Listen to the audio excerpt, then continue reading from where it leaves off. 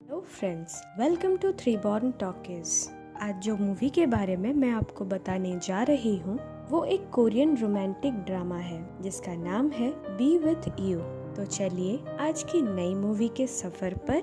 Movie की शुरुआत में हम एक बच्चे को देखते हैं जिसका नाम यूवी होता है। वो एक स्टोरी बुक पढ़ रहा होता है। ये स्टोरी में लिखा होता है कि अर्थ और हेवन के बीच एक क्लाउड लैंड है जहाँ एक पेंगुइन रहती है। वो पेंगुइन एक्चुअली मर गई होती है और नीचे अपने बच्चे के साथ नहीं रह पाने की वजह से बहुत दुखी रहती है। पर जब बारिश का सीजन आता है वो एक ट्रेन में बैठकर अपने बच्चे से मिलने आती है और पूरे रेनी सीजन उसके साथ खेलती है और रेनी खत्म होने के बाद फिर से हैप्पीली क्लाउड लैंड पे चली जाती है। अब यूवी तो बच्चा था इसीलिए वो इस स्टोरी पे बिलीव कर लेता है।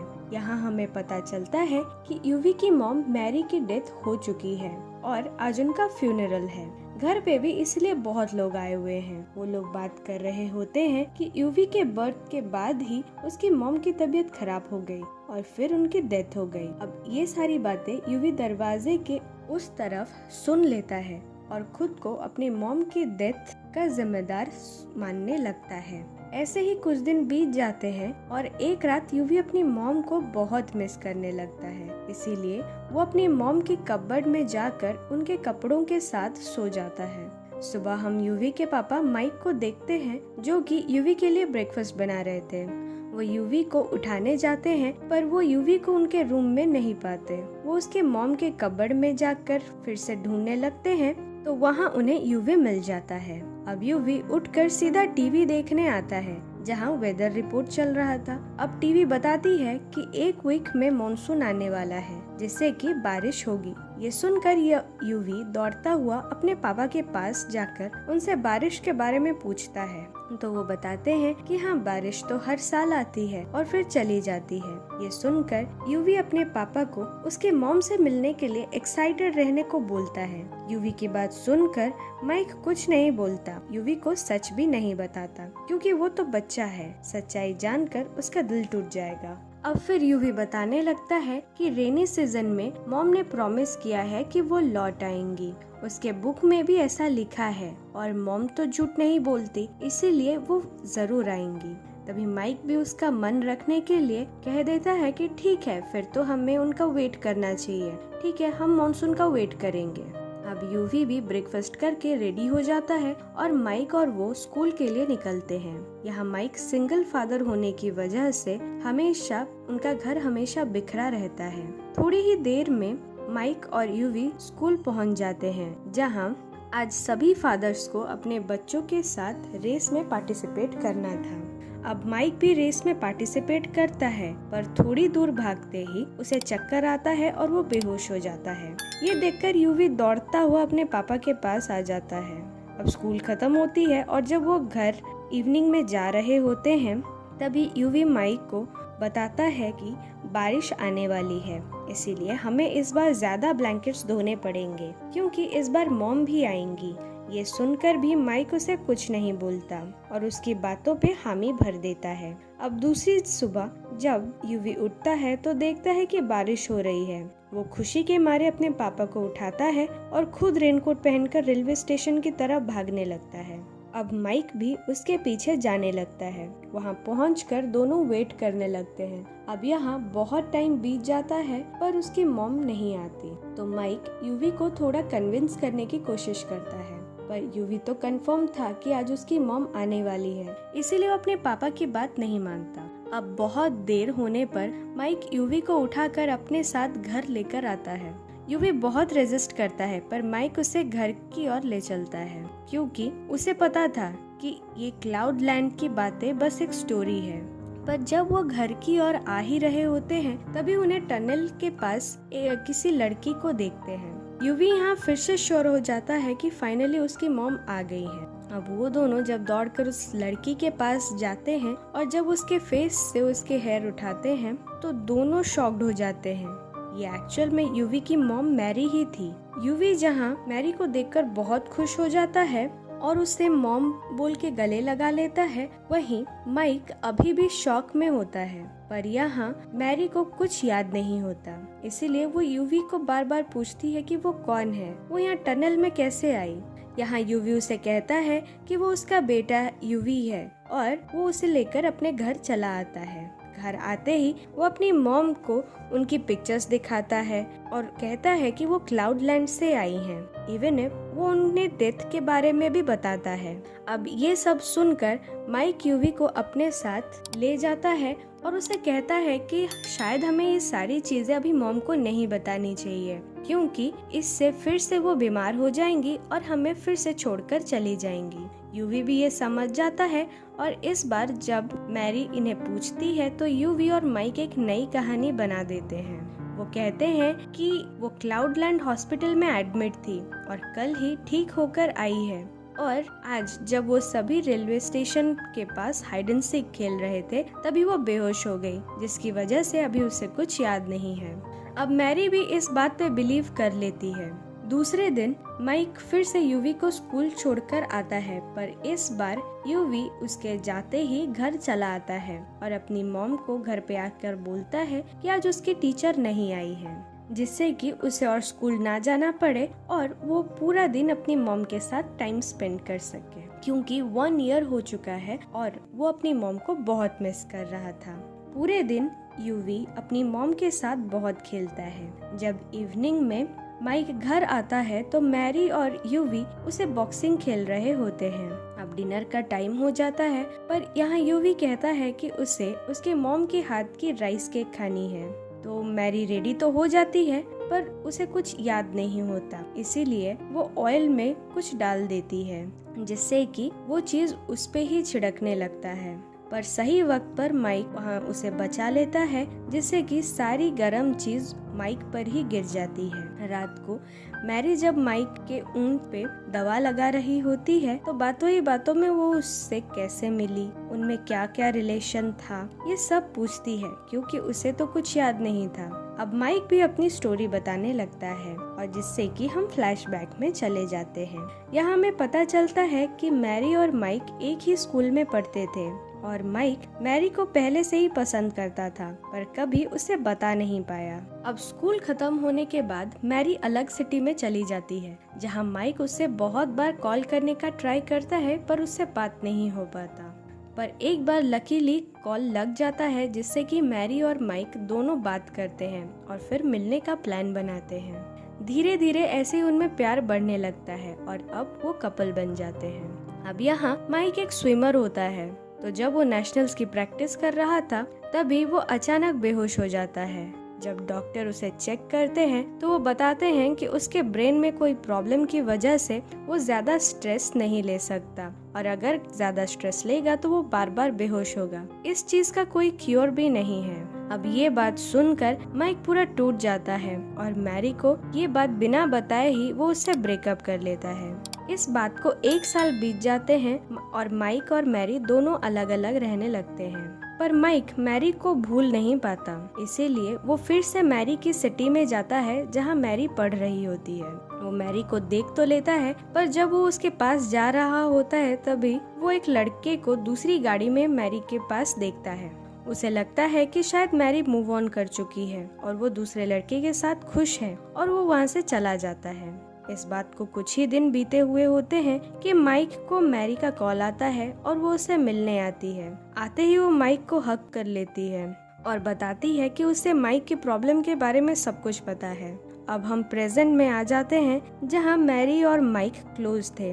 माइक फिर बताता है कि इस सब के बाद मैरी ने ग्रेजुएशन छोड़ दी और अपने पेरेंट्स के मना करने के बावजूद भी उससे शादी की। शादी के ठीक 1 साल बाद उनके घर यूवी आया। दूसरी सुबह सब एक साथ ब्रेकफास्ट कर ही रहे होते हैं, तभी टीवी में न्यूज आता है कि मॉनसून 2 वीक्स में चली जाएगी। ये सुनते ही माइक टीवी बंद कर देता है, क्योंकि अब उसे भी लग रहा था कि शायद बारिश के बाद मैरी वापस चली जाएगी। थोड़े टाइम बाद हम देखते हैं कि मैरी और यूवी किचन में एक दूसरे के साथ काम कर रहे होते हैं, जहाँ मैरी उसे फ्यूचर के लिए कुछ सिखा रही होती है, कैसे क्या करना है। उसी रात माइक फिर से अपने दोस्त के साथ उसी टनल के पास जाता है जहां उसे मैरी मिली थी, और उसी टनल को लकड़ी के सहारे बंद कर देता है, जिससे कि मैरी और वापस ना जा सके। अब अगली सुबह माइक ऑफिस में होता है, तभी उसके नेबर का कॉल आता है। माइक जब आकर देखता है तो उनके नेबर यूवी की कंप्लेन करते हैं कि यूवी उनके कार में हमेशा ही शोप लगा देता है। अब यूवी वहाँ अपने पापा को कुछ नहीं बोलता, पर घर आते वक्त रोते रोते बताता है कि उसके फ्रेंड ने बताया था कि जब भी उनकी कार वॉश होती है तभी बारिश होती है, और यूवी चाहता है कि हमेशा बारिश हो, जिससे कि उसकी मॉम उसे कभी छोड़कर ना जाए। दूसरी तरफ हम मैरी को माइक के फ्रेंड की बेकरी में देखते हैं, जहां वो यूवी के बर्थडे के लिए केक लाने आई होती है। वो उसे एक काम करने भी कहती है लॉन्ग टर्म के लिए। अब माइक फिर से उस टनल के पास जाता है, जहां वो देखता है कि टनल की सारी लकड़ियां किसी ने हटा दी है, जिससे कि टनल बिल्कुल खुल गया है। ये देखकर उसे बहुत दुख होता है। अब जब वो घर आता है तो सभी मिलकर यूवी का बर्थडे सेलिब्रेट करते हैं, जहाँ इसे खुशी में मैरी भी कह देती है कि काश वो हमेशा यहाँ रह सके। यह सुनकर सब थोड़ा दुखी हो जाते हैं, पर फिर भी सभी अपने पिक्चर्स क्लिक कराते हैं। दूसरे दिन जब मैरी यूवी के स्कूल के लिए जा रही होती है तो वो देखती है कि बारिश खत्म हो चुकी है और धूप आने लगी है, मतलब अभी उसके वापस लौटने का टाइम हो चुका है। पर पहले वो यूवी के स्कूल जाती है, जहाँ सारे बच्चे अपने करियर के बारे में बोल रहे होते हैं। यहाँ जब यूवी का टर्न आता है तो यूवी वही बताता है जो उसकी मॉम ने उसे सिखाया था कि आजकल के दुनिया में क्या क्या करना चाहिए, कौन से काम को कैसे करते हैं और क्या क्या करना चाहिए। ये सारी बातें सुनकर वहाँ सारे लोग यूवी को बहुत अप्रिशिएट करते हैं, और ये देखकर मैरी भी बहुत खुश हो जाती है और फिर वहाँ से चली जाती है। अब स्कूल खत्म होता है तो यूवी घर आकर अपनी मॉम को ढूंढता है, पर उन्हें नहीं पाता। तो वो समझ जाता है कि बारिश बंद होने की वजह से उसकी मॉम लौट जाएंगी, और इसीलिए वो रेलवे स्टेशन पर उसी टनल के पास पहुंच जाता है, उसी टनल के पास दौड़ता है। दूसरी तरफ माइक स्विमिंग पूल से किसी को बचा रहा होता है, तभी वो बेहोश हो जाता है। जब उसे एम्बुलेंस में हॉस्पिटल ले जा रहे होते हैं तभी उसकी आंख खुलती है तो वो देखता है कि बारिश तो बंद हो गई है और धूप आ रही है, तो वो भी वहाँ से उठकर सीधा टनल की ओर दौड़ने लगता है। अब यहाँ मैरी टनल की तरफ जा ही रही होती है, तभी उसके पास यूवी पहुँच जाता है और उसे रोक लेता है। वो रोते हुए उसे जाने से मना करता है, तो वो कहती है कि उसका तो टाइम आ चुका है, अब उसे जाना पड़ेगा। फिर यूवी रोते हुए कहता है कि उसने उसके रिलेटिव्स को ये बोलते हुए सुन लिया है कि उसकी मॉम की डेथ उसी की वजह से हुई है। यूवी के बर्थ के बाद मैरी बीमार होने लगी और इसी में ही उनकी डेथ हो गई। मैरी ये सुनकर यूवी को समझाती है कि ऐसी कोई बात नहीं है। वो यूवी को पाकर बहुत खुश हैं। यूवी के बिना उनकी लाइफ का कोई मीनिंग ही नहीं है। तभी वहाँ माइक भी पहुँच जाता है और लास्ट बार मैरी को वहाँ देखता है और गुड बाय भी कहता है। फिर मैरी वैनिश हो जाती है। अब दूसरे दिन से ही यूवी और माइक की लाइफ नॉर्मल हो जाती है। दोनों मिलकर सारे काम करने लगते हैं। अब इवनिंग में जब माइक घर आता है उसे की के साथ एक नोट मिलता है जिसमें लिखा होता है कि स्टोर रूम में उसके लिए कुछ है। अब माइक जब स्टोर रूम में जाता है तो उसे वहाँ एक डायरी मिलती है जिसमें मैरी ने लिखा था कि वो तो माइक को बहुत पहले से ही प्यार करती थी। स्कूल के बाद जब वो अलग सिटी में गई तो वहाँ भी उसने बहुत सोचा कि वो कॉल करे, और जब वो कॉल करने ही वाली थी तभी माइक का कॉल उसे आ गया। फिर दोनों क्लोज आए और दोनों में प्यार बढ़ने लगा। फिर कुछ दिन बाद माइक ने मैरी को लेटर भेजा जिसमें कि ब्रेकअप करने का रीजन नहीं लिखा था, पर ब्रेकअप कर रहा है ये लिखा था। मैरी लिखती है कि उसे रीजन तो पता नहीं चला, पर जब उनका ब्रेकअप हुआ तो वो बहुत टूट गई। फिर जिस दिन माइक उससे उसके कॉलेज में मिलने आया था उस दिन बहुत बारिश हो रही थी, इसीलिए मैरी जेरोक्स कराने अपने किसी फ्रेंड के साथ आ रही थी। थोड़ी दूर में जब उसने माइक को देखा तो वो गाड़ी रोक कर खुशी के मारे उसके पास भागी भागी आ रही थी, जहां उसका एक्सीडेंट हो गया। यह माइक को पता चलता है कि जिस दिन वो उससे मिलने गया था और उसने उस कार वाले लड़के को देखा, वो कार वाला लड़का सिर्फ मैरी का फ्रेंड ही था। फिर मैरी लिखती है कि एक्सीडेंट के बाद उसकी आंख उस टनल में खुली जहां वो यूवी और माइक को देखकर शॉक्ड हो गई। फिर धीरे धीरे उसे समझ आया कि वो 8 साल आगे आ चुकी है। फिर हम अब मैरी को देखते हैं जो कि कोमा से 6 वीक्स बाद उठती है।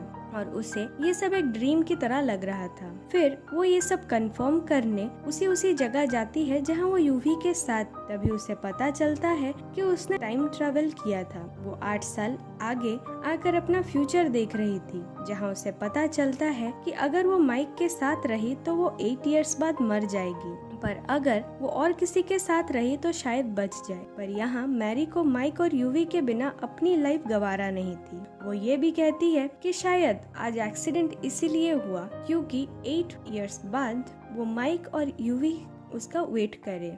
और यहाँ उसकी आंख खुलते ही वो भागती हुई माइक के पास गई और उसे हग कर लेती है। ये वही टाइम था जब ब्रेकअप के बाद माइक को उसने कॉल किया और उसके पास वो भागी हुई आई। फिर वो लिखती है कि लाइफ में जो भी होता है वो अच्छे के लिए होता है। अब वो दोनों बस एक दूसरे के लिए ही बने हैं और हमेशा एक दूसरे के लिए ही रहेंगे। अब हम प्रेजेंट में चले आते हैं जहाँ माइक ये डायरी पढ़ चुका है और डायरी के एंड में एक ही चीज लिखा है कि मैंने तुम्हारे साथ अपनी लाइफ के बेस्ट ईयर्स गुजारे हैं। अब इस बात को कई साल गुजर जाते हैं और आज यूवी का बर्थडे होता है, इसीलिए वही माइक का दोस्त जिसकी बेकरी थी वो उसके लिए केक लेकर आता है, क्योंकि उस दिन मैरी ने उसे हर साल यूवी के बर्थडे के दिन मैरी की तरफ से उसे एक केक और ग्रीटिंग देने को कहा था। यूवी भी मैरी का कार्ड देखकर बहुत खुश होता है और मन ही मन अपनी मॉम को कहता है कि उसने अपनी मॉम को किया हुआ प्रॉमिस रखा है। अब उसकी लाइफ अच्छी है और वो अपना और अपने पापा का ख्याल बड़े अच्छे से रख रहा है। और यहीं ये मूवी खत्म हो जाती है। सो फ्रेंड्स, अगर ये मूवी आपको पसंद आई तो लाइक और कमेंट करें और ऐसे ही मूवीज आगे देखने के लिए हमारे चैनल को सब्सक्राइब करें। Bye bye.